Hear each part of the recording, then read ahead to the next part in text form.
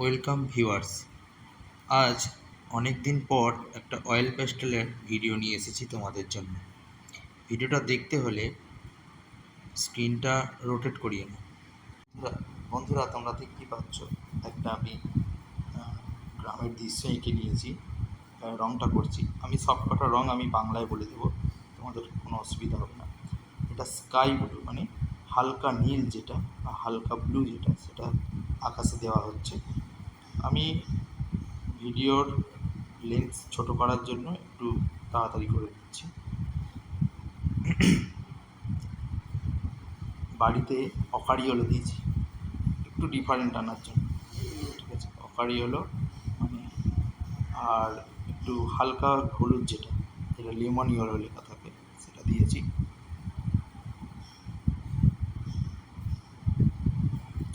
বাড়ির দেওয়ালটা করার জন্য একটু বর্ডার করে দিলাম কালো রং দিয়ে, আর সাদা রং দিয়ে মিক্সড করে দেব।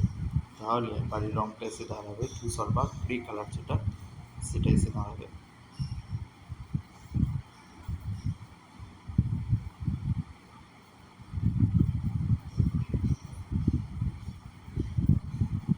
একটু নীলাভ আভা দিয়ে দিচ্ছি। একদম বাচ্চা, একদম যারা বাচ্চা, একদম যারা নতুন শিখছে বা নতুন সিনারিতে স্টার্ট করেছে তাদের জন্য, একদম তাদের জন্য। কোনো রকম প্রফেশনাল বা কোনো টিচারের জন্য না, এটা একদম বেসিক রং দিয়ে, খুব বেশি আমি রং ইউজ করব না, 5-7টা রঙের মধ্যে আমি কাজ করব। দূরের গাছের জন্য ডিপ সবুজ দিয়ে দিয়েছি, যেটা ডিপ গ্রিন লেখা থাকে, তার সাথে একটু ডিপ নীল যেটা, ডিপ ব্লু যেটা, সেটা দিয়ে দিয়েছি। দূরের ঘাস জমি বোঝানোর জন্য একদম লেমন ইয়েলো যেটা হালকা হলুদ, সেটা দিয়ে দিচ্ছি।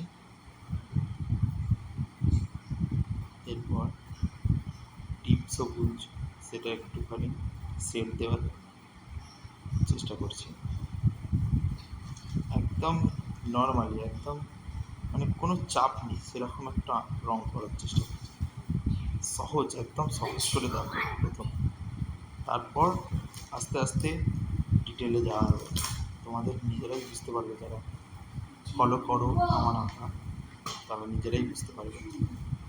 খুব ডিটেলে যাওয়ার দরকার নেই, একদম সিম্পল থেকে কাজ করো, দেখতে ভালো লাগবে। বাড়ির চালে আমি একটু মেরুন কালার দিয়ে একটু ডিটেল আনার চেষ্টা করেছি। ওই একটু দাগ দাগ দিয়ে দিয়েছি, বড্ড ফাঁকা লাগছিল। এবার আমি কলা গাছটা করছি। কলা গাছটার জন্য হালকা সবুজ যেটা, যেটা লাইট গ্রিন লেখা থাকে, সেই লাইট গ্রিন দিয়ে দিচ্ছি। একদম মানে কোনো রকম এক্সট্রা বেশি কিছু রং দেবো না, জাস্ট এটা। দেখতে থাকো তোমরা, আমার আঁকাগুলো ফলো করো, আশা করছি একটু একটু করে শিখতে পারবে তোমরা। এই যে জায়গাগুলো সাদা সাদা রেখে দিয়েছিলাম, ফাঁকা রেখেছিলাম, সেগুলোতে একটু হলুদ দিয়ে একটুখানি মিক্সড করিয়ে দিচ্ছি সবুজটার সাথে। একটু ডিপ সবুজ দিয়ে এই যে আঁকা বাঁকা মানে পাতাটা ফাঁকা আছে সেটাকে বোঝানোর জন্য জাস্ট ডিপ সবুজ দিয়ে একটু বর্ডার করে দিচ্ছি, যাতে একটু সুন্দর লাগে। তোমরা যারা ছোটো বা নতুন শিখছো অয়েল প্যাস্টেল, তাদের জন্য জাস্ট দূরের তাল গাছ করার জন্য ডিপ সবুজ দিয়ে চারদিকটা আগে বর্ডার করে দিলাম।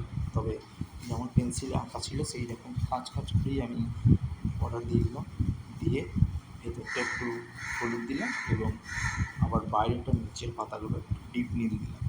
এর থেকে আমি বেশি কিচ্ছু করবো না, ঠিক আছে?